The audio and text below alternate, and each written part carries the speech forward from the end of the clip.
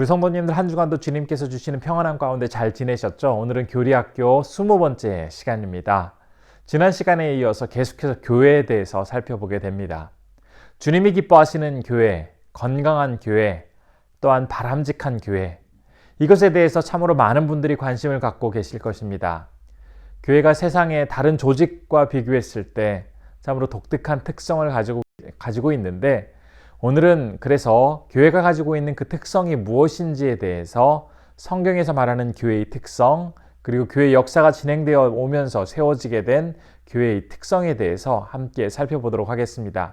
특별히 성경에서는 이야기를 할 때 비유를 통해서 교회에 대해서 이야기를 합니다. 그래서 첫 번째로는 그리스도의 몸으로 표현하고 있는 교회의 모습, 그리스도의 신부, 그리고 세 번째로는 하나님의 가족, 네 번째 하나님의 양, 다섯 번째로는 하나님의 성전에 대해서 표현하고 있는 교회의 모습을 살펴보도록 하겠습니다. 그 다음 교회가 세워지고 난 이후에 시간이 지나면서 교회 안에 마련되게 된 속성에 대해서 특별히 네 가지를 우리가 살펴보게 되어지는데요.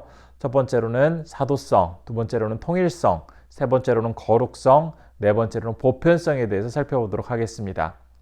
그리고 세 번째로는 중세시대에 교회가 많이 변질된 이후에 이제 종교개혁을 통해서 다시 새롭게 교회가 변화되게 되어지는데, 종교개혁을 통해서 정해지게 되어지는 교회의 표지라고도 불리는 바람직한 교회의 기준, 이 모습에 대해서도 오늘 함께 살펴보도록 하겠습니다. 특별히 이 세 가지 기준은 말씀을 순수하게 전파하고 말씀을 따라 사는 삶, 또 성례, 즉 세례와 성찬의 바른 집행, 세 번째로 권징이 성경에 따라서 바르게 시행되는 그러한 여부, 이런 것들을 우리가 살펴보게 될 것입니다. 그럼 첫 번째로 교회에 대한 성경적인 특성을 살펴봄에 있어서 성경에서 말하고 있는 교회에 대한 비유를 우리가 살펴보도록 하겠습니다. 성경은 중요한 사실을 이야기할 때 비유법을 많이 사용합니다. 예수님께서도 말씀하실 때 중요한 주제에 대해서 비유를 자주 사용하셨습니다. 예를 들면 천국에 대해서 가라지로, 밭에 숨겨진 보물로, 물고기를 잡는 그물로 이야기를 하셨습니다. 또한 주님과 백성과의 그 관계를 이야기하실 때는 선한 목자와 양으로, 또 포도나무와 가지로 이렇게 비유를 해주셨습니다. 교회 역시 우리가 쉽게 접할 수 있는 많은 사물을 비유하여서 그 의미를 전해주고 있습니다. 성경에서는 교회를 무엇에 비유하고 있는지 몇 가지를 통해서 한번 교회의 특성을 살펴보도록 하겠습니다. 첫 번째로는 그리스도의 몸입니다. 에베소서 1장 22절과 23절의 말씀 함께 보도록 하겠습니다. 만물을 그의 발 아래 복종하게 하시고 그를 만물 위에 교회의 머리로 삼으셨느니라. 교회는 그의 몸이니 만물 안에서 만물을 충만하게 하시는 이의 충만함이니라. 교회가 그리스도의 몸이면 당연히 머리는 예수 그리스도입니다. 교회가 머리 대신 예수 그리스도와 연합하여서 생명력을 유지해 갈 수 있음을 이 비유를 통해서 설명하고 있습니다. 또한 우리 몸에는 팔이라든지 다리라든지 다양한 지체들이 이 몸에 연결되어 있습니다. 이처럼 다양한 지체들이 몸에 유기적으로 연결되어 있음을 또한 상징하기도 합니다. 머리와 몸이 한 생명으로 연결되어 있는 것처럼 머리의 지시에 따라서 모든 몸이 자유롭게 제 기능을 발휘하고 움직이게 될 때 몸은 정상적이고 건강해질 수가 있습니다. 그런데 여기서 중요한 것이 있습니다. 몸이 보여지는 그 외적인 것이 어떤 형태가 되었느냐가 중요한 것이 아니라 머리와 몸이 잘 연결되어서 과연 생명을 유지하고 있느냐, 아니면 생명을 가지고 있지 못하느냐가 더 중요합니다. 이렇게 생명을 가진 몸의 여러 지체들이 서로 연합하여서 다양한 활동을 이루어갈 수 있습니다. 이 사실을 잘 보여주는 성경 구절이 있습니다. 고린도전서 12장 12절과 13절의 말씀입니다. 몸은 하나인데 많은 지체가 있고 몸의 지체가 많으나 한 몸인과 같이 그리스도도 그러하니라. 우리가 유대인이나 헬라인이나 종이나 자유인이나 다 한 성령으로 세례를 받아 한 몸이 되었고 또 다 한 성령을 마시게 하셨느니라. 이처럼 특별히 교회 안에는 다양한 지체들이 모이게 되어지는데, 그것이 가능한 것은 성령께서 이 동일한 공동체 안에서 역사하고 계시기 때문입니다. 예수 그리스도의 십자가 사건을 통해서 각 개인이 이제 주님의 자녀로 변하게 된 것처럼 이제 성령께서 그리스도 안에서 이제 다양한 지체들을 하나의 교회로 이루어 가십니다. 우리의 몸은 각 마디와 각 부분이 있습니다. 각 마디를 통해서 서로 잘 연결되어지고 힘이 모여지고 또한 제 기능을 담당할 때 건강한 몸을 이루어갈 수 있는 것처럼 우리가 교회 생활을 잘한다는 말을 할 때 그 의미는 머리이신 그리스도께 속한 몸의 지체로서 각자에게 해당하는 그 역할을 잘 감당하며 다른 지체들과 조화를 이루며 신앙생활하는 것을 의미하겠습니다. 두 번째로는 그리스도의 신부입니다. 에베소서 5장 23절의 말씀입니다. 이는 남편이 아내의 머리됨이 그리스도께서 교회의 머리됨과 같음이니 그가 바로 몸의 구주시니라. 우리가 신부하면 가장 먼저 생각나는 것이 신랑에게 사랑받는 그런 신부의 모습입니다. 신랑에게 신부는 어떤 것과도 바꿀 수 없는 소중한 존재이고 또 남편에게 사랑받을 수 있는 유일한 대상이 바로 신부입니다. 그리고 남편과 가장 가까운 관계 속에서 지낼 수 있는 게 바로 신부인데요. 하나님께서 만드신 이 결혼의 신비와 오묘함을 또한 그리스도는 신랑으로 교회는 신부라는 개념을 통해서 너무나 분명하게 우리에게 잘 전해주고 있습니다. 하나님께서 아담에게 하와를 만들어주시며 서로 부부로 이들을 맺어주셨습니다. 그러면서 남편은 아내를 자기 몸처럼 사랑해야 하고 남편은 유일하게 아내 한 사람만을 사랑해야 함을 말씀해 주셨습니다. 이처럼 교회를 향한 예수 그리스도의 그 사랑이 마치 남편이 아내를 사랑하는 것처럼 그러한 신비롭고 친밀한 사랑이 차고 넘침을 우리는 이 표현을 통해서 잘 알 수가 있겠습니다.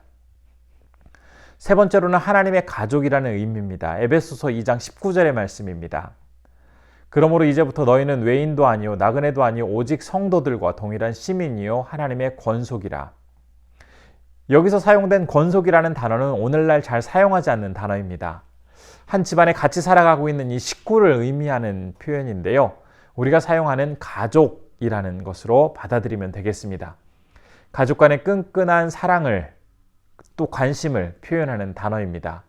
하나님을 아버지로 모신 그 자녀들이 함께 모여서 아버지로부터 사랑을 받고 또 형제 간의 돈독한 우애와 또한 그 안에서 피어나는 여러 가지 다정한 모습들을 이루어가고 있는 가정의 모습이 바로 교회의 모습이 되어야 함을 나타내 주고 있습니다. 가장 되신 주님께서는 그 자녀를 돌봐주시고 먹여주시고 책임져 주십니다. 그런데 이러한 모습이 어떤 계약이나 억지로 하는 것이 아니라 기쁨과 만족 가운데 그 가족을 책임져 주시는 아버지의 특별한 은혜를 우리는 이 표현을 통해서 또한 기억해 볼 수가 있게 됩니다. 아울러 집을 떠난 탕자가 모든 재산을 다 잃어버리고 돼지를 치면서 그 머릿속에는 내가 여기 있는 것보다 아버지 집에 가서 아들이 아닌 종으로라도 살아가는 것이 낫겠다라고 생각하고 아버지의 집으로 돌아가게 되었을 때 그 아버지는 돌아온 아들을 너무나 기쁘게 맞아주면서 아들을 위해 잔치를 베풀어 주셨던 것처럼 하나님께서는 그 자녀된 백성들이 주님 안에 돌아오고 또 주님과 함께 있는 것을 너무나 기쁘고 행복해 하십니다. 네 번째로 살펴볼 비유는 바로 하나님의 양입니다. 요한복음 10장 14절과 15절의 말씀입니다. 나는 선한 목자라. 나는 내 양을 알고 양도 나를 아는 것이 아버지께서 나를 아시고 내가 아버지를 아는 것 같으니 나는 양을 위하여 목숨을 버리노라. 이 목자와 양의 관계는 우리나라 같이 이 농경 문화에서는 잘 다가오지 않습니다. 그러나 유목 생활을 하는 사람들에게 있어서 이 목자와 양의 표현은 우리가 조금 전에 살펴보았던 가족과의 관계와도 같습니다. 하지만 목자와 양의 관계에 있어서는 조금 특별한 점이 있습니다. 바로 양은 미련하고 연약하고 고집센 특성을 지닌 게 양입니다. 그럼에도 불구하고 그 양을 보호하기 위해서 목숨까지도 아낌없이 내어주는 그 목자의 성실함, 책임감, 이 사랑을 우리가 생각해 볼 수 있도록 해주는 표현입니다. 목자 대신 주님께서 그 양을 구하기 위해서 십자가에서 죽으심으로 양을 죽음에서 생명으로 옮기셨고 그 양의 목숨을 노리는 수많은 원수들로부터 그 양을 보호해주고 계십니다. 양은 목자의 보호를 받으면서 그 품에 있을 때 가장 안전하듯이 우리는 주님 품 안에 있을 때 가장 행복하고 가장 안전하고 또한 가장 기쁘게 됩니다. 또한 교회는 하나님의 성전으로도 비유됩니다. 고린도전서 3장 16절과 17절의 말씀 제가 한번 읽어보겠습니다. 너희는 너희가 하나님의 성전인 것과 하나님의 성령이 너희 안에 계시는 것을 알지 못하느냐. 누구든지 하나님의 성전을 더럽히면 하나님이 그 사람을 멸하시리라. 하나님의 성전은 거룩하니 너희도 그러하니라. 구약에서 성전은 하나님이 임재하는 건물 또한 특정한 장소를 의미합니다. 솔로몬이 성전을 봉헌할 때 하나님의 그 영광이 그 성전에 가득하였던 것처럼 그 솔로몬 성전에 나타난 하나님의 영광이 모든 사람들의 그 마음속에 오늘날 교회를 통해서 나타날 수 있음을 의미하고 있습니다. 이 교회를 통해 하나님의 임재와 영광이 온전히 드러나고 있음을 설명할 수 있는 단어가 바로 교회는 하나님의 성전이라는 이 표현입니다. 예수님의 죽으심과 부활, 성령의 역사하심으로 교회는 이 땅에서 하나님의 성전으로 굳건히 설 수 있게 되었습니다. 따라서 교회 안에 속한 다양한 이 믿음의 지체들은 때로는 연약하고 부족하고 참 함부로 판단하고 여러 가지 어려운 모습들을 많이 보여지지만 그럼에도 불구하고 서로를 덮어주고 기도하며 힘을 모아서 더욱 건강한 공동체를 이루어 가야 하겠습니다. 그 외에도 교회를 악의 세력과 싸우는 영적 전쟁을 하고 있는 군대로, 하나님의 군대로 비유하기도 하고요. 비록 우리는 이 땅을 살아가고 있지만 우리는 모두 하늘나라에 속해 있다는 의미로 위에 있는 예루살렘으로도 비유하기도 합니다. 그렇다면 두 번째로 이제 교회 역사 가운데 이 초대교회에 나타난 교회의 특성에 대해서 함께 살펴보도록 하겠습니다. 이 초대교회에는 이제 교회의 속성을 마련하게 되어지는데 이 교회의 속성은 네 가지입니다. 이 교회가 조직적인 형태로 자리를 잡게 되면서 교회의 속성으로 합의된 이 네 가지에 대해서 조금 더 구체적으로 살펴보도록 하겠습니다.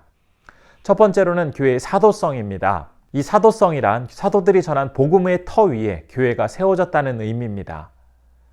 교회는 사도의 가르침 위에 세워졌을 뿐만 아니라 또 사도들이 수행한 땅끝까지 이르러 내 증인이 되라는 이 주님의 말씀을 들고 지상 명령을 수행하던 사람들이 바로 이 사도들입니다. 그렇기 때문에 교회 역시 말씀 위에 세워지고 이 지상 명령을 감당해야 할 의무가 있습니다. 특별히 예수님께서 승천하실 때 내렸던 이 지상 명령, 이것들을 우리 교회가 오늘날 어떻게 잘 감당해야 할지를 더욱더 우리는 주의 깊게 생각해 보아야 하겠습니다. 주님의 명령은 교역자만 하는 것도 아닙니다. 또한 교회에서 직분을 맡고 있는 장로님, 집사님, 권사님만 하는 것도 아닙니다. 모든 성도들이 주님께서 명령하신 이 지상 명령, 땅끝까지 이르러 내 증인이 되라는 이 명령에 동참해야 합니다.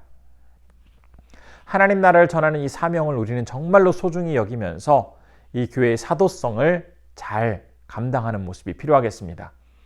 두 번째로는 교회의 통일성입니다. 교회는 지역이나 문화에 따라서 참으로 다양한 모습을 가지고 있습니다. 그렇지만 예수 그리스도를 머리로 둔 한 몸이라는 통일성을 지니고 있습니다. 이 통일성은 강제적으로 속박되도록 한다거나 어떤 계약을 통해서 임의적으로 이루어진 것이 아닙니다. 한 번도 모여서 합의한 적도 없고 누군가가 그렇게 하라고 명령한 적은 없지만 교회를 이루시는 성령님께서 지역과 문화와 민족을 초월하여서 예수 그리스도의 몸된 교회가 통일된 모습을 지니도록 역사해 가시기 때문입니다. 저는 과거에 중국 성도들과 함께 신앙생활을 한 적도 있고 미국 성도들과 함께 신앙생활을 한 적이 있습니다. 이 중국 성도와 미국 성도들은 서로를 알지 못합니다. 그런데 참 신비로웠던 것은 중국 성도들은 사회주의 배경에 그 유물론적 교육을 받고 자란 사람들이고 미국 성도들은 자유민주주의를 누리며 성장한 사람들인데 바라보는 것과 생각하는 것이 이 교회 안에 들어오면서 굉장히 비슷하였습니다. 물론 예배 형식이라든지 보여지는 겉모습은 아주 많이 달랐지만 성도들이 함께 모여서 나누는 것들, 또 나아가려고 하는 그런 모습들은 정말 교회이기 때문에 굉장히 많이 흡사했습니다. 이 모습을 보면서 세상에서 예수 그리스도의 몸된 교회를 하나 되게 하시는 분, 이 교회를 이끌어 가시는 분이 바로 성령님이심을 절실히 깨달을 수가 있었습니다. 이와 같은 성령의 역사를 우리는 분명히 인정하는 것이 필요하겠습니다. 어떤 교회가 진정 예수 그리스도의 몸된 교회임에도 불구하고 때로는 나와 다른 성격이나 어떤 신앙의 색깔과 또 교회의 문화가 있다고 하여서 함부로 쉽게 판단을 하거나 선을 긋고 그러한 교회와 벽을 쌓는 것은 정말 조심해야겠습니다. 왜냐하면 교회를 이루어 가시고 교회의 통일성을 만들어 가시는 분이 바로 성령님이시기 때문입니다. 세 번째로는 교회의 거룩성입니다. 교회는 사람들이 모여서 이룬 조직입니다. 그렇기 때문에 어떻게 보면 일반 사회의 조직과 크게 다르지 않다고 보여질 수도 있습니다. 그러나 그 구성원이 모이게 하는 주체와 또 그 구성원이 바라보는 방향, 이것은 세상의 조직과 분명한 차이를 지니고 있습니다. 구원받은 거룩한 성도들이 모여서 성령께서 그들을 함께 모이도록 해주셨고 하나님 나라를 기대하며 말씀 위에서 주님의 그 지상 명령을 이루어 가기 위해서 힘쓰는 조직이 바로 교회입니다. 그렇기 때문에 교회는 이미 세상과는 구별된 거룩한 모임이라고 말할 수가 있겠습니다. 비록 교회 안에는 여전히 죄인으로 살아가는 많은 사람들이 있지만 예수 그리스도께서 모든 성도들의 죄를 깨끗하게 하셨기 때문에 예수 그리스도 때문에 교회는 거룩해질 수가 있겠습니다. 만일 교회가 이 거룩성을 잊고 살아가게 된다면 세상의 조직과 다르지 않은 세속적인 모임으로 변화되고 말 것입니다. 그래서 꼭 기억해야 할 것이 있습니다. 예수 그리스도로 인해 거룩해진 성도, 성령께서 인도해 주심으로 함께 모이게 된 성도, 하나님 나라를 기대하며 말씀 위에서 지상 명령을 수행하는 성도, 이 교회의 거룩한 특성을 꼭 잊지 말고 살아가게 될 때 교회는 교회다워지게 됩니다. 네 번째로 교회의 보편성입니다. 모든 교회는 공통적으로 합의할 수 있는 보편적인 진리 또는 복음을 기초로 해서 삼고 있습니다. 이런 보편적인 성격은 남녀노소, 인종과 지역과 성격을 초월하여서 모든 사람이 복음을 접할 수 있고 또한 교회 안으로 들어올 수 있다는 의미입니다. 그래서 예를 들어서 고등학교 이상의 학력을 가진 서울에 사는 내형적인 젊은 사람, 이런 기준을 세워서 그런 기준에 부합하는 사람만 교회에 들어올 수 있는 것이 아니라 이 세상에 태어난 사람은 누구라 할지라도 예수 그리스도를 믿는다면 교회 안에 들어올 수 있게 됩니다. 교회는 주님이 다시 오는 그날까지 모든 성도들을 어머니의 품처럼 품어줄 수 있어야 합니다. 앞에서 살펴본 거룩성이나 일체성은 적극적으로 교회 안으로 들어오려는 사람들에게 더 열심내어서 튼튼하게 그들이 교회 안에 묶일 수 있도록 도와주는 역할을 한다면, 이 보편성은 참으로 다양한 사람들이 이 교회 안으로 들어와서 또한 교회가 모든 민족을 향해서 모든 나라로 뻗어나갈 수 있도록 해주는 역할을 하는 것이 바로 이 교회의 보편성이라고 하겠습니다. 건강한 교회, 주님이 원하시는 교회는 바로 이러한 교회의 특성이 어느 한쪽으로 치우치지 않고 골고루 잘 나타나는 그러한 교회입니다. 이제 세 번째로는 종교개혁 이후에 나타나게 되어지는 교회의 특성입니다. 이 시기에는 이제 교회의 표지라는 것이 마련됩니다. 교회의 표지는 세 가지인데요. 이것은 조금 이따 살펴보도록 하겠습니다. 오랫동안 교회 역사가 흘러오는 동안에 앞에서 살펴본 이 교회의 네 가지 속성은 교회가 무엇인지, 교회가 어떤 곳인지를 잘 나타내주고 있었습니다. 그러나 시간이 지나면서 그 본질은 점차로 변해가기 시작합니다. 그러면서 겉모습만 중요하게 여기는 형태로 변해버렸습니다. 특별히 중세시대에는 로마 가톨릭 교회가 예수 그리스도 중심의 복음이 아닌 교황이 중심이 되어지는 교회를 강조하게 되었고, 말씀이 강조하는 원래의 그 의미는 사라진 채 겉으로 보여지는 많은 성례만을 중요하게 여기면서 복음이 점차로 왜곡되기 시작하였습니다. 이런 상황을 안타깝게 여긴 종교개혁자들, 특별히 루터라든지 칼뱅은 외식적인 이 7가지 가톨릭 교회의 성례를 다 이제 거부하고 그 중에서 세례와 성찬 이 2가지만을 성례로 인정하고 이제 그것들을 받아들이게 됩니다. 이러한 변화는 종교개혁 이후에 개신교회는 그동안 유지되어 왔던 가톨릭 교회와는 완전히 구별된 교회로 나아가게 될 것임을 보여주는 그런 사인이기도 하였습니다. 종교개혁자들은 단순히 겉으로 보여지는 이 성례의 변화만을 추구한 것이 아니었습니다. 또한 구별할 수 있는 여러 가지 기준도 마련하여서 그 기준을 교회의 표지라고 부르면서 이제 교회의 바람직한 모습에 대해서 이야기하게 됩니다. 따라서 우리가 이 종교개혁 이후의 교회의 특징을 살펴보게 될 때 초대교회에서 이야기했던 교회의 속성에 대해서는 모두 다 이제 잊고 새롭게 마련된 교회의 표지만을 붙들고 따라가야 하는 것이냐? 그런 의미가 아닙니다. 교회가 처음 생겼을 때 가지게 된 그 교회의 속성은 속성대로 잘 유지하면서 이제 교회의 그 표지라고 새롭게 세워진 것을 우리가 더욱더 바르게 인식하고 살아가야 하겠습니다. 예를 들면 이 교회의 속성은 무형교회, 즉 우리가 알 수 없지만 하나님께서는 다 알고 계신 보이지 않는 그 무형교회에 속하는 전체적인 속성이라면, 종교개혁 이후에 세워지게 되어지는 이 교회의 표지는 우리가 눈으로 보여줄 수 있는, 볼 수 있는 이 유형교회에 적용할 수 있는 구체적인 기준들이겠습니다. 그렇다면 이 표지에 대해서 우리가 한 가지씩 살펴보도록 하겠습니다. 첫 번째로는 말씀을 순수하게 전파하고 말씀을 따라 살아가는 삶이 바로 첫 번째 표지가 되겠습니다. 교회를 교회되게 만드는 가장 중요한 요소가 있다면 그것은 하나님의 말씀입니다. 이 말씀이 오염되지 않고 왜곡되지 않은 채 순수하게 전해지고 그 말씀대로 살아가야 하는 것이 가장 중요하다고 이야기하고 있습니다. 또한 이 말씀이 성도들의 그 믿음과 삶에 있어서 최우선순위에 위치해 있어야 한다는 그러한 면을 강조하는 말씀이기도 합니다. 하나님께서 우리에게 전해주신 그 말씀이 하나님의 그 뜻을 따라서 온전하게 전해져야 합니다. 예를 들어서 성경에 없는 그런 내용이 새롭게 계시받아서 전해진다거나 성경이 말하려고 하는 그 내용을 의도적으로 제거해서는 안 되겠습니다. 특별히 오늘날에도 하나님께로부터 계시를 받았다라고 이야기하면서 이런 것들을 강조하는 사람들이 있습니다.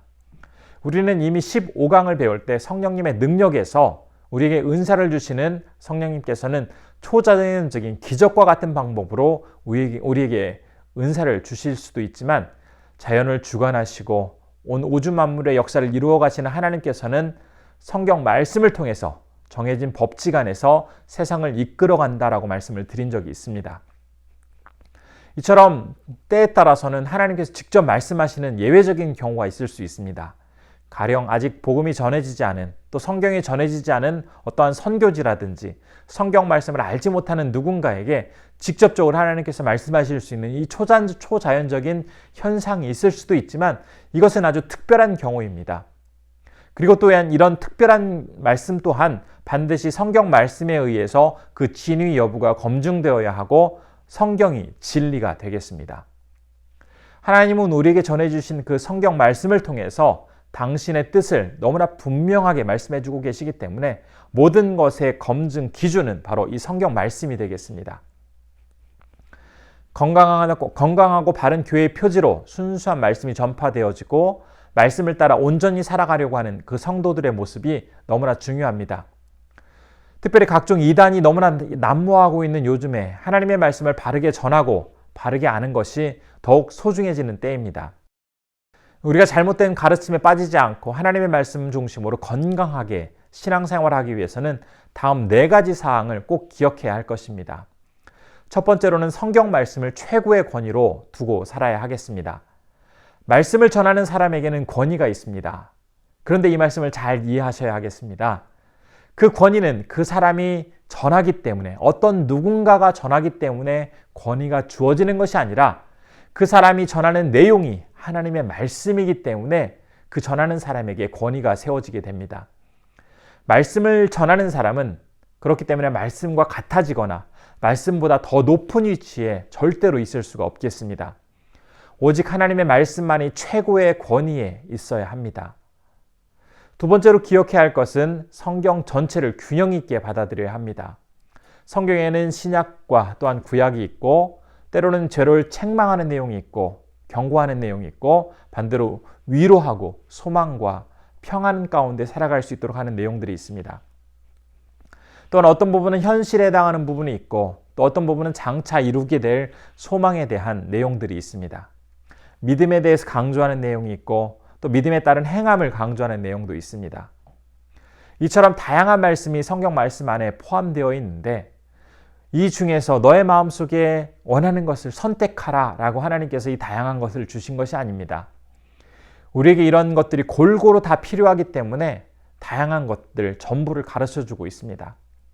따라서 성경을 부분만을 이어가면서 어떤 결론에 도달한다거나 어떤 한쪽 방향으로 치우쳐서 무언가를 지나치게 강조하고 있는 가르침은 건강한 가르침이 아니겠습니다.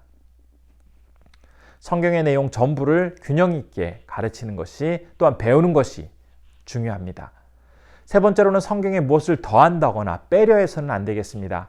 성경을 읽다 보면 오늘날의 문화와 차이가 있거나 과학적인 이론과 잘 어울리지 않는 것 같아서 이 부분은 빼도 되지 않을까라는 생각이 드는 부분들도 있을 수 있습니다. 반대로 어떤 부분들은 조금 더 보충을 해서 그 내용을 풍성하게 했으면 좋겠다라는 생각을 하게 되는 부분들도 있을 수 있습니다. 그러나 성경은 점 하나, 획 하나도 더 넣거나 빼는 것을 허락하지 않는 절대적인 말씀입니다. 인간이 죄로부터 구원받아서 거룩한 생활을 하고 장차 하나님의 나라 들어가서 영원히 하나님과 함께 살 수 있는 모든 내용이 이미 완벽하게 이 성경 안에는 다 기록되어 있기 때문입니다. 네 번째로 우리가 또 기억해야 할 것이 있다면 바로 사도신경의 고백을 분명히 믿고 전해야 합니다. 우리가 믿는 기독교 신앙을 아주 잘 핵심적으로 요약한 것이 사도신경입니다. 이 사도신경의 내용 중에는 삼위일체 하나님, 천지창조, 예수의 그리스도 되심, 예수 그리스도의 하나님과 성육신, 동정녀 탄생, 예수 그리스도의 대속적인 죽음과 부활, 예수 그리스도의 승천과 재림, 예수 그리스도로 말미암는 죄의 용서, 성도의 육체적 부활, 영생, 최후의 심판 등 우리가 꼭 기억해야 할 내용들이 다 포함되어 있습니다. 따라서 이 사도신경의 내용을 분명히 알고 믿는 것이 굉장히 중요하겠습니다. 두 번째 교회의 표지는 바로 성례입니다. 특별히 이 성례 중에서 세례와 성찬, 이것이 바르게 집행되어야 하겠습니다. 이 성례라는 것은 말씀과 결코 분리되지 않습니다. 성례라는 것은 말씀을 눈에 보이는 구체적인 형태를 통해서 전파하는 의식입니다. 그래서 하나님이 정하는 그 뜻을 따라서 성직자들이 성도들과 그 자손들에게만 집행을 해야 하겠습니다. 성례를 어떤 사적인 목적을 이루기 위한 그러한 수단으로 사용하거나 자신들을 위한 어떠한 도구로 사용해서는 절대로 안 되겠습니다. 세 번째 교회의 표지는 권징이 제대로 이행되고 있는가입니다. 교회의 권징은 교리를 순수하게 유지하고 성례를 거룩하게 보호하는 데 필요합니다. 그럼에도 불구하고 교회 안에는 권징을 실제로 이행하기에는 많은 어려움이 있습니다. 권징이 누군가를 창피 주려고 한다거나 누군가를 매도하려는 수단으로 잘못 사용되어서는 절대로 안 되겠지만 교회를 순수하게 지키고 거룩하게 보호하기 위해서는 반드시 필요합니다. 오늘날 한국교회가 겪고 있는 많은 어려움 가운데 교회를 건강하게 유지하도록 하기 위한 이 권징이 원활하게 잘 진행되지 않고 있는 경우가 많습니다. 이 권징이 교회 안에서 바르게 실행되기 위해서는 우선 말씀을 전하는 영적 리더들이 바르게 서 있어야 할 것이고 성도들 역시 구원과 교회의 순결을 위해서 진정한 회개와 반성이 필요하겠습니다. 그래서 권징을 우리가 시행하게 될 때는 다 몇 가지 기준을 꼭 생각해야 합니다. 첫 번째, 성경적인 표준을 따라서 진행을 해야 하겠습니다. 교회 안에 많은 사람들이 모여있기 때문에 당연히 질서 유지와 공동체 운영을 위한 제도가 그 규범이 필요합니다. 이 제도와 규범은 반드시 성경을 기초로 세워져야 하고 성경을 기초로 서로 권면하고 덕을 세우기 위한 목적으로 정해져야 하겠습니다. 두 번째로 이 권징은 회개를 목적으로 이루어져야 합니다. 누군가에 대한 감정적인 서운함이라든지 상대방의 행동에 대한 처벌을 위한 권징이 되어서는 절대 안 되겠습니다. 말씀을 심각하게 어기거나 말씀과 다른 내용을 전하는 이단에 대해서는 교회는 권징을 해야 하겠습니다. 세 번째로는 적절한 절차가 필요합니다. 권징은 사람에 대한 판단이기 때문에 더더욱 신경 쓰고 조심해야 하겠습니다. 성경에 따른 적절한 절차를 통해서 권징하고 또한 교회가 선을 이룰 수 있는 방법을 따라 이루어 가야 하겠습니다. 많은 교회들이 존재하고 있습니다. 게다가 요즘 이단들도 거의 교회와 구분하기 어려울 만큼 교회를 세워서 사람들을 미혹하고 있습니다. 바른 교회를 구분하고 건강하게 신앙생활하기 위해서는 우리는 무엇보다도 무엇이 옳은 교회이고 또한 무엇이 잘못된 교회의 모습인지를 분명히 알아야 하겠습니다. 진리의 말씀이 참되게 전파되어지고 성례가 정당하게 거행되어지고 권징이 말씀 가운데 기준이 되어 바르게 이행되어지는 교회가 건강한 교회임을 우리는 꼭 기억해야 하겠습니다. 우리는 오늘 교회에 대한 성경적인 특성을 살펴보기 위해서 성경에 나타난 비유를 통해서 함께 그 특징을 살펴보았습니다. 그리스도의 몸, 그리스도의 신부, 그리스도의 가족, 하나님의 양, 하나님의 성전이라는 개념을 통해서 성경이 말하는 교회의 특성을 살펴보았습니다. 또한 두 번째로는 초대교회의 특성을 살펴보았는데요. 교회의 속성을 이 시기에는 마련이 되었습니다. 네 가지 교회의 속성, 바로 사도성, 그리스도의 사도들이 전한 하나님의 말씀을 기초로 세상을 향해 사도적인 직분을 감당해야 한다는 뜻입니다. 두 번째는 교회의 통일성입니다. 교회는 전 세계에 흩어져 있다고 해도 그 근본은 하나라는 통일성. 또 세 번째, 거룩성입니다. 겉보기에는 세상의 제도와 비슷하지만 그 속성은 구별된 거룩한 속성을 가지고 있고, 네 번째, 보편성. 이 세상의 모든 사람에게도 그 문이 열려 있다. 누구도 차별하지 않는다는 보편성입니다. 종교개혁 이후의 교회의 특성은 바로 교회의 표지가 마련되게 되었는데, 첫 번째로 말씀을 순수하게 전파하고 말씀을 따라 살아가는 삶이 교회의 첫 번째 표지이고, 두 번째로는 성례, 특별히 세례와 성찬이 바르게 집행되어지는 것이고, 세 번째로는 권징이 성경에 따라서 바르게 시행되는 것입니다. 오늘 우리가 함께 살펴본 이 교회의 특성이 정말 우리 교회 안에, 또 우리가 함께하는 그 공동체 안에 건강하게 잘 자리 잡아서 우리가 정말 주님이 아름답게 생각하시는 교회, 정말 멋진 교회, 바람직한 교회를 이루어가기를 간절히 소원해 봅니다. 감사합니다.